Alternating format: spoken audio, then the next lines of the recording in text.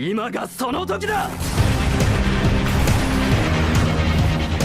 Trust no one. In the world of anime, those are indeed words of wisdom. A lot of our anime heroes have had the misfortune of suffering betrayal and abandonment, but guess what? It's not the end of the world. It's these situations that give you a better view of the world's reality, and it's what the brave harness to become strong. So if you're up for some anime where the hero gets betrayed or abandoned and strikes back against fate, with him turning OP or even more OP than he already was in the process or something of the like, then you've come to the right place. Today, this is what our list is going to be about. I won't keep you waiting, so let's get the ball rolling. Starting off is Unlimited Psychic Squad.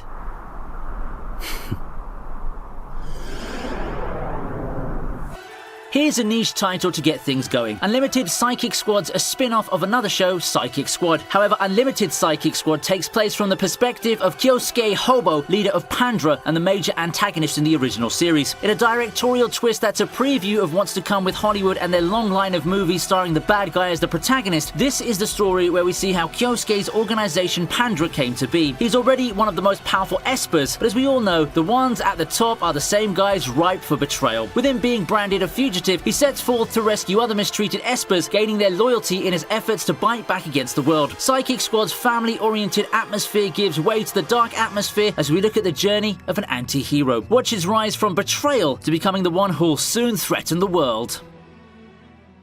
Next up is a new kid on the block. I'm quitting heroing.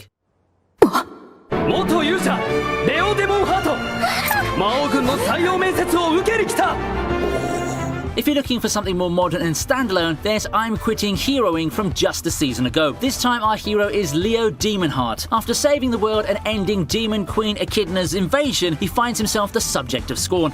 The problem? He's just too strong and could end up being a threat to humanity. So it's time to switch sides. Despite the rocky start, Leo manages to find himself amongst Echidna's ranks with the help of her 4 generals. Taking on a new identity, he starts working his magic within the army. However, he does have a major reason to join the army, a concern that's been bugging him for the longest time, knowing the reasons behind Echidna starting the first war. Because surely, no one wants to be fighting in the first place, right? これは俺が魔王軍に入るまでの物語だ Kimono Jihan comes in next.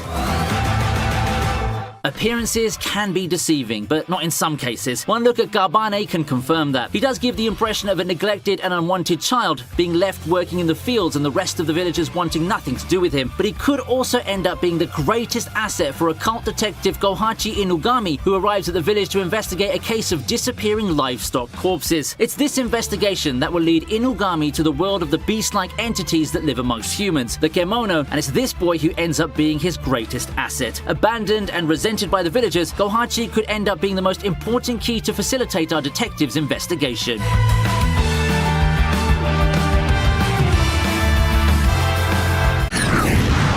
World's Finest Assassin was a surprisingly good show in its season. The world's finest assassin has no peer on Earth. Mercilessly killing for an organization, he meets his demise in the only way possible, in the form of a betrayal. Betrayed by his own masters and carrying regrets and resentment with him, he finds himself facing a goddess who gives him a second chance at life. Citing his expertise, the goddess had specifically chosen him to carry his skill onto the next life with a daunting task at hand. The world's in danger due to a renegade hero, and he must use his abilities in life to stop said hero and save the world. Reincarnated as the noble son Lug, he begins to learn about the world of swords and magic. With a second chance and a new direction at life, he begins honing his skills with his newfound comrades, settling for nothing short of perfection. After all, fighting the hero will require nothing less, and failure to do so will result in his second demise. Whether a hero is betrayed or ostracized, he would require all the help available to rise through the ranks and strike against cruel fate. While it's not anything as dramatic of the sort, ViniiTube would like all the help we can get. So if you've liked what you've seen so far, please like and share the video and hit that subscribe button, because with your help, I'm sure that we're going to be able to take the channel to new heights. We proceed to a perennial favorite, the rising of the shield hero. When it comes to stories where someone rises up from being betrayed or abandoned by the rest of society, the rising of the shield hero is probably the first title to pop up in anyone's mind. You know what this one's all about. 4 heroes get summoned to Melomark, a country plagued by the waves of monsters that have pretty much destroyed its land for years. Each of them is bestowed with a weapon to help repel these waves. However, Naofumi ends up getting the short end of the stick. Not only does he get a shield, his first adventure with mine ends up in disaster, making him public enemy number 1. But a setback like this isn't the end, believe it or not, and Naofumi is left to go through a journey of rebuilding the nation's trust. Along the way, he purchases the raccoon slave girl Raftalia, who could possibly be the key to saving the little good that's left in his betrayed heart. Together, the two fight to protect the kingdom despite their reputations. And we can't talk about Shield Hero without proceeding to Ari Fioreta.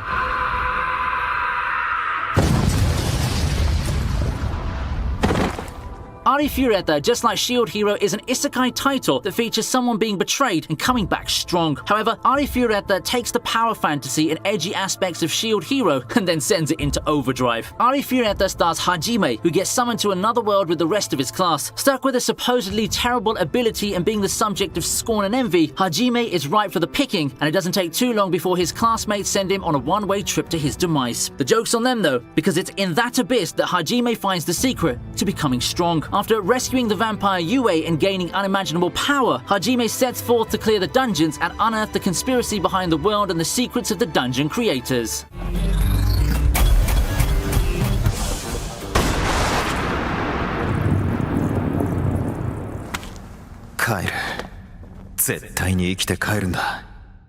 We then have another overpowered hero show, something more vintage in Stigma of the Wind.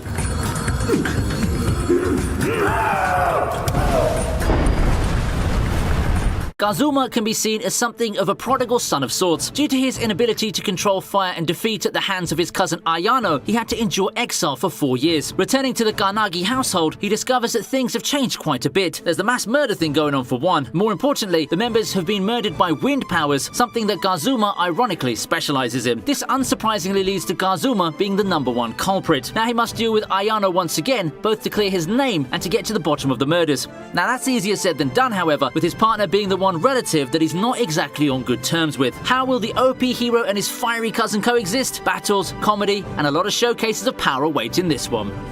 Longtime favourite Tower of God makes an appearance here.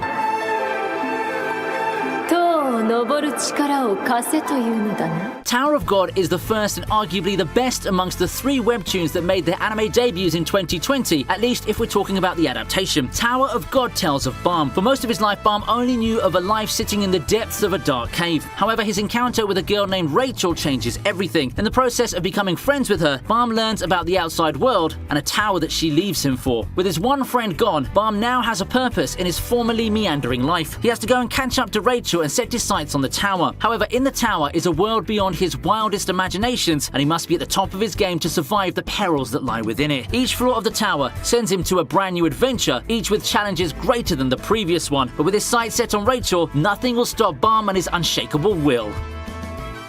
Finally, we close out this list with another personal favourite, Doro.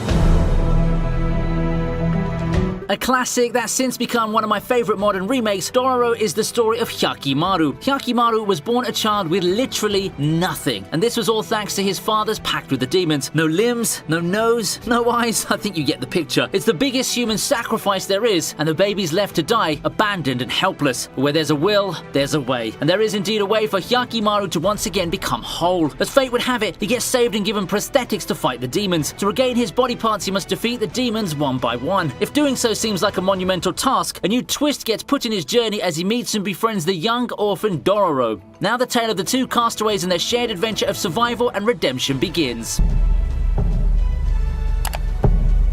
And that's about it for this list. If there is one takeaway, it's that these titles prove the adage that what doesn't kill you makes you stronger. Despite what fate throws at them, these characters have overcome, and I think that's a pretty good message, all things considered, don't you think so? Before going, I want to thank you for watching. I hope that you'll have a great day ahead, and I'll be seeing you again in the next video. Goodbye.